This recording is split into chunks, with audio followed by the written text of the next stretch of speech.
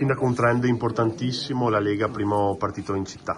Sì, parola d'ordine e responsabilità, perché facciamo un'analisi del voto, non ci esaltiamo quando le cose vanno bene, non ci demoralizziamo quando vanno male, però ci facciamo carico delle responsabilità. Evidentemente i cittadini premiano il modello Treviso, premiano anche l'amministrazione, premiano il presidente Stefani e tutti i candidati, però devo dire sono molto soddisfatto perché evidentemente